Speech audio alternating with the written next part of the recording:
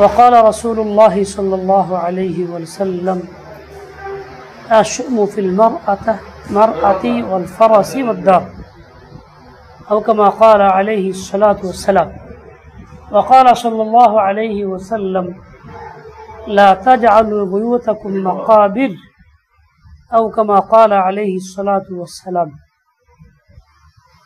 الحمد لله আল্লাহ পাকের শুকর আল্লাহ পাকের ফজল করমে দুনিয়াতে এখনো জিন্দা আছি আল্লাহ রাখছেন ঈমানের সাথে ঈমানের পরিচয় মুমিন পরিচয় আলহামদুলিল্লাহ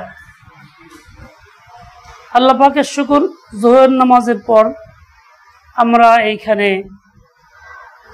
এই নতুন নির্মিত এই বাড়িতে দোয়ার অনুষ্ঠানে হাজির হইতে পারছি আল্লাহ পাক আমাদের আসার সুযোগ দিয়েছেন সেজন্য আল্লাহ পাকের শুকর আদায় করি আলহামদুলিল্লাহ দুনিয়াতে আল্লাহ পাক আমাদের বাবা আদমকে পাঠাইছেন পাঠানোর পর থেকে ধারাবাহিক হযরত ইব্রাহিম আলাইহিস সালাতু ওয়াস সালাম পর্যন্ত দীর্ঘ সময় এই দুনিয়াকে আবাদ করার বিষয়ে আল্লাহ তাআলা ফেরেশতার মাধ্যমে তালিম দিয়েছেন বেশিরভাগ ওহী ছিল এই সম্পর্কিত কেমনে বসবাস করব ঘর কেমনে বানাবো বিল্ডিং কেমনে বানাবো চাষাবাদ কেমনে করব ফসল কেমনে কাটবো কেমনে এটা হেফাজত করব কেমনে রাখবো পাত্রটা কেমন হবে দুই চোখে দুনিয়াতে যা দেখছি আর দেখি নাই শুনছি বা শুনি নাই হইতেছে এবং আরো যা কিয়ামত পর্যন্ত হবে এই সবের তালিম আল্লাহ পাকের পক্ষ থেকে দেওয়া মানুষ এমনিতেই বানাইতেছে তা না মানুষকে আল্লাহ পাক রব্বুল আলামিন এগুলি তালিম দিয়ে দিয়েছেন এবং বাস্তবায়নের জন্য আকল বিবেকও দিয়েছেন দিন যাইতেছে উন্নত থেকে উন্নত ব্যবস্থা আমরা দুনিয়াতে করার চেষ্টা করতেছি ফলও পাইতেছি এরপরে হযরত নূহ আলাইহিস সালাম থেকে নিয়ে পরবর্তী নবীদের পর্যন্ত হইল এই দুনিয়াতে মানুষ বসবাস করার সাথে সাথে আল্লাহ পাকের হুকুম পরিপূর্ণ পালন করবে কেমনে এই বিষয়ের তালিম ছিল তাশরীঈ আহকাম ছিল ওহীর মাধ্যমে পরিপূর্ণ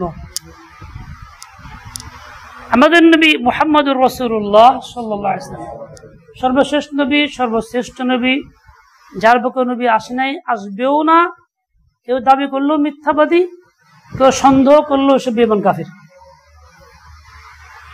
সেই নবী আসার পরে যে ওহী আসছে সেখানে এই একই অবস্থা শরীয়তের আহকাম ছিল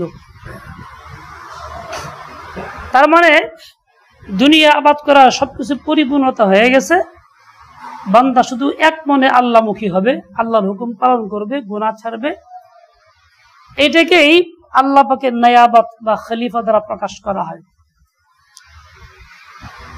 আল্লাহ পাকের বান্দা যারা ঠিকই তারা জীবনের সকল মুহূর্তে এই বিষয়টাকে লক্ষ্য রেখে আগে বাড়ার চেষ্টা করতেছে আল্লাহ পাক আমাদেরকে ওইরকম তৌফিক দেন কবুল করেন আজকে যে আমরা যে ঘরে আসছি এরকম ঘর নির্মাণ হইতেছে বিভিন্ন জায়গায় সামর্থ্য অনুযায়ী মানুষ করতেছে এটা আমাদের একটা প্রয়োজনের বস্তু দুনিয়াতে একটু আরামে থাকতে হইলে বৃষ্টি থেকে মুক্ত রোদ তাপ থেকে মুক্ত শীত থেকে মুক্ত শত্রু থেকে মুক্ত ইজ্জতের সাথে সম্মানের সাথে পর্দার সাথে থাকতে হইলে এটা ঘরের প্রয়োজন এটা একটা প্রয়োজনের দিক এর মধ্যে মানুষ থাকতেছে বসবাস করতেছে আল্লাহ পাকের নিয়ামত আল্লাহ পাক আমাদেরকে এই দান করছে এই ঘরটা আমার জন্য বাস্তবে ছিল দুনিয়ার জীবনের সৌন্দর্য আল্লাহ পাক এই ভাষায় বলছেন আল মালু ওয়াল বানুনা জিনাতুল হায়াতিদ দুনিয়া মাল সম্পদ সন্তানাদি মানুষের দুনিয়ার জীবনের সৌন্দর্য বৃদ্ধি করে সন্তান না থাকলে একা বেকা সুন্দর থাকে না মানুষ আরামেও থাকে না শান্তিও থাকে না ঠিক তেমনি সম্পদ না থাকলেও মানুষ বড় কষ্টে থাকে পরেশানির মধ্যে থাকে হালাল তরিকায় জীবন যাপন করতেও কষ্ট হয় আল্লাহর হুকুম পালন করতেও কষ্ট হয় কাজে এটা আমাদের জন্য ভালো দুনিয়ার জীবনের সৌন্দর্য বৃদ্ধি করে হইলে ভালো না হইলে অত খারাপ না, কেননা সৌন্দর্য বলছেন, প্রয়োজন আল্লাহ বলেন নাই। সৌন্দর্য বাড়তি জিনিস, ওয়াল করা হয়েছে, এর মধ্যে চুন লাগাইছে, এটা সৌন্দর্য বাড়ছে। চুন না হলে বিল্ডিং থাকে, অসুবিধা নেই, প্রয়োজন পুরা হয়। এই যে টাইলসের এটা প্রয়োজন না, এটা সৌন্দর্য, এছাড়াও খালি ফ্লোর চলে, এটা বাড়তি জিনিস। আল্লাহ এটাকে বাড়তি জিনিস বলছেন, প্রয়োজন আলাদা সামিল করেন নাই। কাজেই এইটা করার জন্য দিন এবং আহকাম শরিয়ত জলাঞ্জলি দেওয়া কোনো ক্রমেই শোভা পায় না। বান্দাবান্দির কাজ এমনটা হইতে পারে না। এটা করার জন্য সময় দিবে ঠিক, কিন্তু আল্লাহর হুকুম বহাল নেই। এবং এই ঘর নির্মাণ হওয়ার পরে যখন সে বসবাস করবে তখন কেমনে থাকবে? হাদিসে পাকে আসছে, রাসূল আকরাম সাল্লাল্লাহু আলাইহি ওয়াসাল্লাম বলছেন, তোমরা তোমাদের ঘরগুলিকে কবরস্থানে পরিণত করো না। কবরস্থান মানে যেখানে মৃত ব্যক্তি থাকে।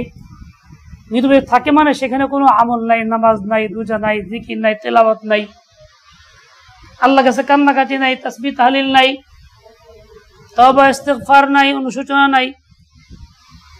ঘরগুলিকে এরকম বানায় না, ঘরের মধ্যে জিকির নাই, তেলাওয়াত নাই, আমল নাই, কান্নাকাটি নাই, ইস্তিগফার নাই, তওবা নাই, চোখের পানি নাই, এরকম বানায় না।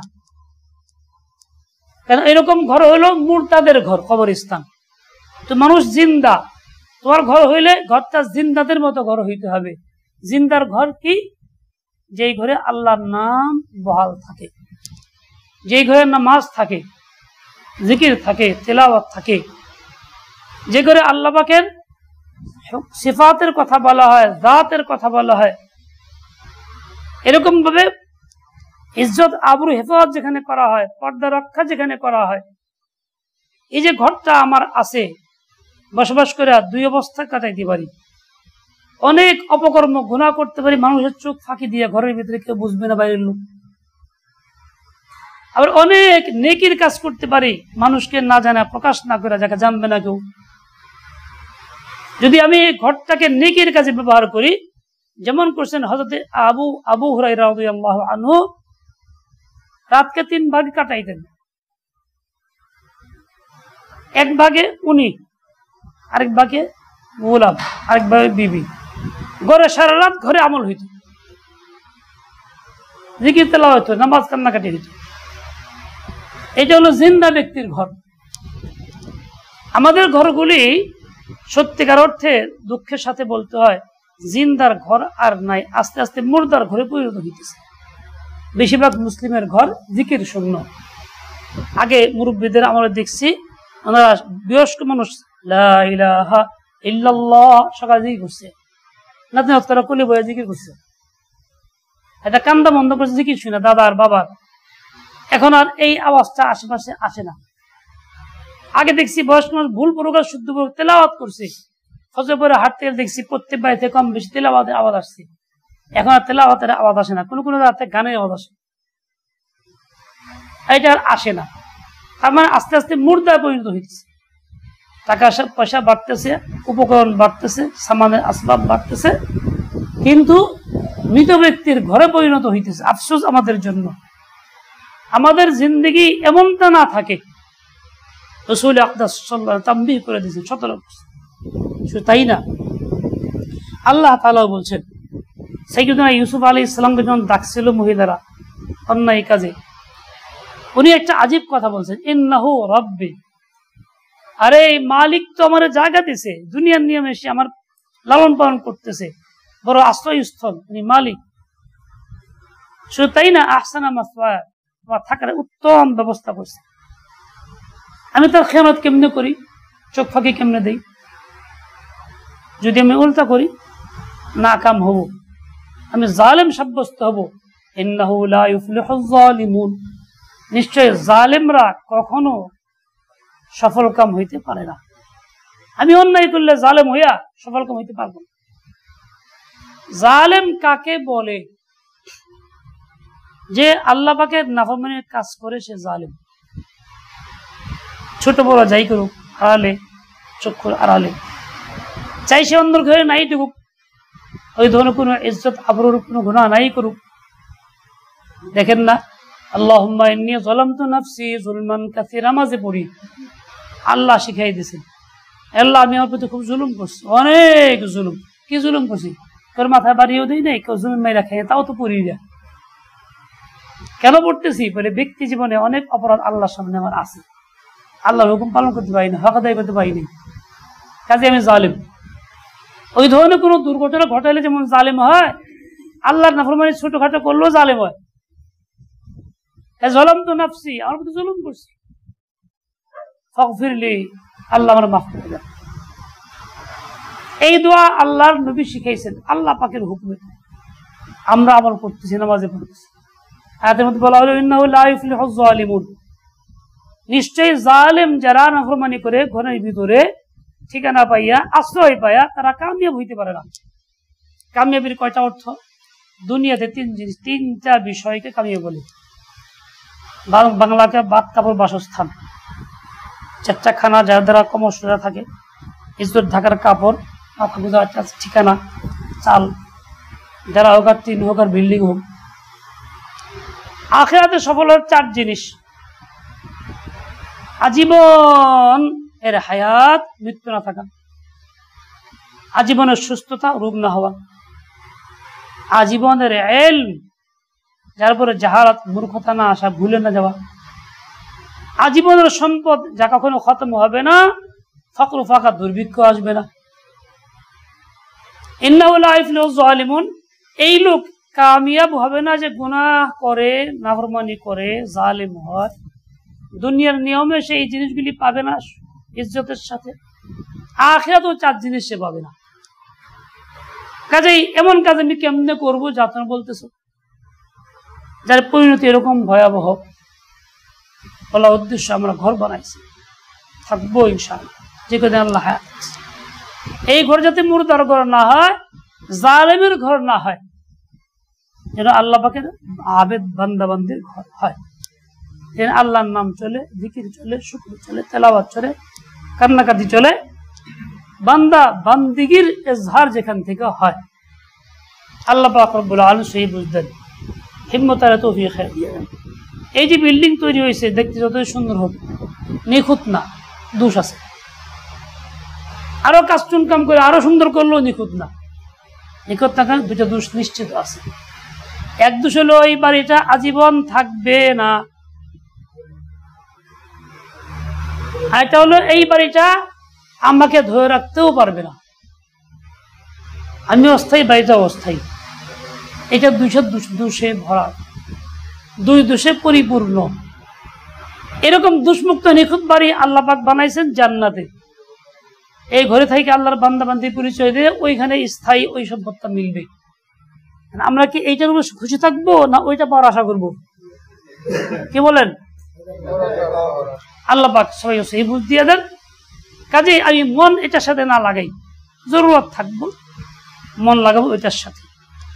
সাল্লাল্লাহু তাআলা আলা নবিয়িল উম্মি ওয়া আলা আলিহি ওয়া বারাকা ওয়া সাল্লাম। আলহামদুলিল্লাহ ওয়াস সালাতু ওয়াস সালাম মুহাম্মাদ ওয়া আলা আলিহি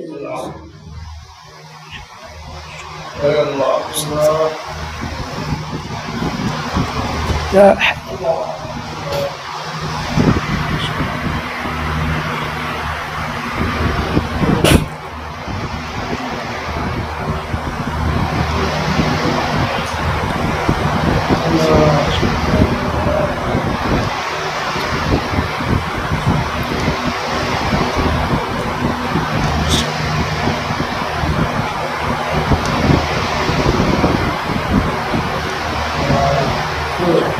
No.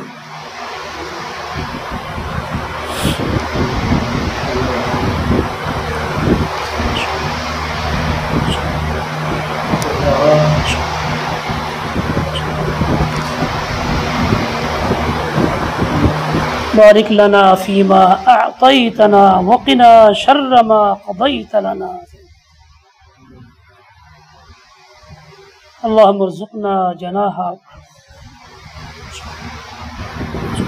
برحمتك يا شمال। সুন্নত তরিকা হলো 2 রাকাত নামাজ পড়ে